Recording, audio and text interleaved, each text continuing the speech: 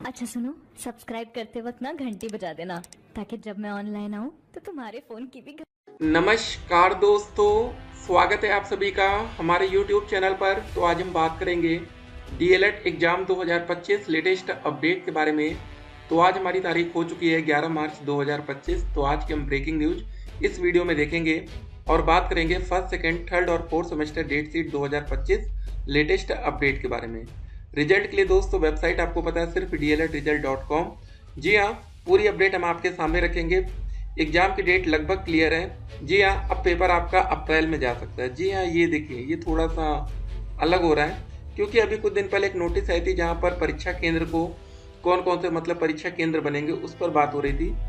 देखिए, बीपीएससी को भेजी गई अधियाचना, इनमें दिव्यांगों के लिए 7,279 शिक्षक, राज्य में 13,700 शिक्षक और नियुक्त होंगे। ठीक है, पूरी अपडेट अभी हम आपके सामने रखेंगे। जरूरतमंद बच्चों की संख्या के हिसाब से नियुक्ति करे विशेष शिक्षक, कोर्ट की तरफ से अपडेट है। नई शिक्षा नीति, प्रधान के बयान पर हंगामा हुआ है। विशेषाधिकार हनन का नोटिस। ठीक है, अगली अपडेट आती है आईआईटी दिल्ली में 60,000 प्रति माह होगी पीएचडी फेलोशिप। ये दोस्तों पढ़ने के पैसे मिलते हैं। अब इससे पहले क्या हो रहा था, 1 जनवरी से नए पुराने, ठीक है, जो भी हैं शोधार्थियों को मिलेगा फायदा। अभी 37,000 रुपये थी यह राशि। मतलब दोस्तों, जब आप आईआईटी दिल्ली से पीएचडी का कोर्स करेंगे तो वहाँ पर मंथ आपको 60,000 रुपये एज ए सैलरी मिलेगी। ठीक है, पढ़ाई करने की सोचिए, यहाँ पर मतलब अच्छी अच्छी वैकेंसी में इतनी पैसे नहीं मिलते लगभग। देखिए दोस्तों, क्या बात है यार, 1 जनवरी 2026 वाली डेट होगी जो 8th पे नहीं लग रहा, आप लोगों ने देखा होगा। क्या ही गजब पैसा बढ़ा है। यूपी बोर्ड के 2,13,297 छात्रों ने छोड़ दी परीक्षा, देख सकते हैं। फिर दोस्तों देखिए, मार्च में कौन कौन सी तारीख है, एग्जाम क्यों नहीं हो पा रहा। आज हम लोग 11 तारीख में, ठीक है। और अब ये वीकेंड दोस्त हमारा पूरा होली का त्यौहार है, ठीक है। 13, 14 ये सारी डेट्स, उसके बाद ये हफ्ता और यहाँ पर डेट्स, उसके बाद फिर आती है अप्रैल की तारीख। तो देखिए, फिलहाल इस हफ्ते में तो अब एग्जाम नहीं हो पाएगा, मुश्किल है। क्योंकि अगर आपका एग्जाम होना था, कम से कम हमें सेंट्रल लिस्ट तो ये प्रोवाइड करते ना। या तो दोस्तों ये वाला वीक हमारा जा सकता है 24 वाला, और ये वाला हफ्ता देखिए अभी भी कुछ भी हो सकता है। पेपर की तैयारी आप 99% उम्मीद करते हैं आपकी हो गई होगी। जो 1% बच रही है ना, उसको थोड़ा सा और तेज करिए। अप्रैल 2025 तक की क्या अपडेट है। तो दोस्तों, अगर नेक्स्ट मंथ पेपर जाएगा तो बिल्कुल स्टार्टिंग होगा, क्योंकि आपके एग्जाम की वजह से फर्स्ट सेमेस्टर का एग्जाम भी पोस्टपोन हो जाएगा। क्योंकि जब अगला एग्जाम होगा थर्ड और फर्स्ट का, वो एक साथ होगा। और इन बच्चों की क्लास 19 फरवरी से स्टार्ट हो चुकी है। तो अगर 19 मार्च, ठीक है, आपका पेपर नहीं होता तो उनका सेशन 1 महीने डिले हो जाएगा यही से। तो मतलब लेट की शुरुआत यही से हो जाएगी। देखिए दोस्तों, जो बच्चे प्रथम सेमेस्टर के वो भी बच्चे डेट शीट का ही इंतजार कर रहे हैं कि सर जल्द से जल्द डेट शीट आए। तो फिलहाल 2-3 सेमेस्टर का एग्जाम मार्च में होने के चांसेस अभी भी पूरे हैं। तैयारी आपकी पूरी होनी चाहिए, किसी भी प्रकार की लापरवाही एक्सेप्ट नहीं की जाएगी। सीटेट यूपी टेट की फॉर्म की अपडेट्स क्या है। देखिए दोस्तों, यूपी टेट जो फॉर्म का वेट है, बच्चे बहुत ही ज़्यादा बेसब्री से कर रहे हैं, क्योंकि यूपी टेट का जो एग्जाम होता है और सुपर टेट का एग्जाम होता है वो सिमिलर होते हैं, एक जैसे होते हैं। लेकिन अगर आप सी टेट और सुपर टेट को मिलाएंगे तो फिर कुछ कॉम्बिनेशन ठीक नहीं बैठता। उसका रीजन क्या है कि सी टेट में पेडागोजी ज़्यादा आती है, यूपी टेट में उतनी पेडागोजी नहीं रहती। हर एक बात को आप जानेंगे तभी पेपर में एक बेहतर स्कोर कर पाएंगे, याद रखिए।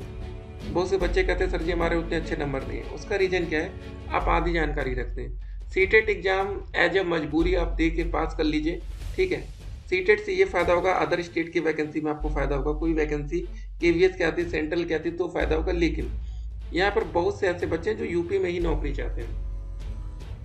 देखिए सिंपल सी बात है, अगर आप यूपी शिक्षक भर्ती में सम्मिलित होते हैं और आपको अपने घर के पास ही कोई स्कूल अलॉट हो जाता है, कहीं नौकरी लग जाती है ना, तो फिर वो आपकी लाइफ बन जाएगी। लाइफ टाइम आप अपने घर के पास रह के 70-80 हज़ार रुपये या 1 लाख रुपए तक कमाएंगे। ठीक है, अभी 8th पे लगने दीजिए, देखिए सैलरी क्या बढ़ती है टीचर की। और यहाँ पर आप देख लीजिए यार, गजब सैलरी बढ़ी है। ठीक है, ये वाली ना, आप सिंपल सी बात है, यहाँ पर देखिए कहाँ था, ये देखिए 60,000 हो गई ना। अब मान लेते हैं 40,000। 40,000 का 50% कितना होता है, एक सेकेंड, 40,000, ठीक है, इसका 50% होता है 20,000 रुपये। तो अब 40 से 60 होती तो मानते 20% बढ़ी, लेकिन 37 से 60 हो गई ना, तो सैलरी में 50% से ज़्यादा इंक्रीमेंट लगा। तो यहाँ पर भी अच्छी खासी बढ़ेगी। तो वेट कर लीजिए अगले साल तक, और जब टीचर की सैलरी सुनेंगे तो होश उड़ जाएंगे आप लोग। और इस समय जो बच्चे बिहार में नौकरी पा रहे हैं ना, भाई बल्ले बल्ले उनकी गजब की किस्मत है। मतलब आज मार्च में ज्वाइनिंग किए, ठीक है, और नेक्स्ट ईयर 1 जनवरी से उनकी सैलरी बढ़ जाएगी। होता है ना कि लेट आए दुरुस्त है, मतलब बहुत सही समय पर एंट्री मार रहे हैं वो सारे बच्चे। तो कुछ ही दिन के अंदर उनकी सैलरी आसमान छुएगी। और देखिए आप लोग जो प्राइवेट में पढ़ाते हैं, देखिए मैक्सिमम बच्चे क्या होता है जो या तो प्राइवेट स्कूल में पढ़ा रहे हैं या तो आप लोग घर पे कोचिंग ले रहे हैं। आप लोग की सैलरी बहुत ही नॉर्मल होती है, मतलब बिल्कुल खास नहीं कह सकते। कहीं पर 5,000 मिलेगा, कहीं पर 10,000, ये सब तो सैलरी मिल रहा है। अब इससे क्या ही होगा, आप समझ सकते हैं ना। तो ठीक है, प्राइवेट स्कूल में ऐसा होने वाला भी नहीं कि जो बच्चों की फीस है उसको डबल कर दिया जाए डायरेक्ट, ऐसा भी नहीं होगा। तो प्राइवेट में तो देखिए दिक्कत रहने वाली है, लेकिन जो बात आएगी सरकारी की तो भाई वहाँ अलग ही माहौल रहेगा। ठीक है, परीक्षा में क्या बदलाव होगा, बैक पेपर परीक्षा की तारीख। देखिए एक बात याद रखिए, डीएलएड का जब पेपर दे रहे हैं तो रामबाण तरीका क्या है पेपर में आग लगाने का, अच्छा स्कोर करने का। देखिए सिंपल सी बात है, जब 25 नंबर का क्वेश्चन पेपर हो कोई भी, तो उसमें 14 नंबर के लघुत्तरी क्वेश्चन आते हैं। तो आप सिर्फ लघुत्तरी क्वेश्चन पर फोकस कर लीजिए, एकदम ध्यान दे दीजिए कि लघुत्तरी मतलब लघुत्तरी। जब 50 नंबर का क्वेश्चन पेपर आता है तो वहाँ 20 नंबर का लघुत्तरी होता है। ठीक है, मतलब 15 बहुविकल्पी, 15 अति लघुत्तरी।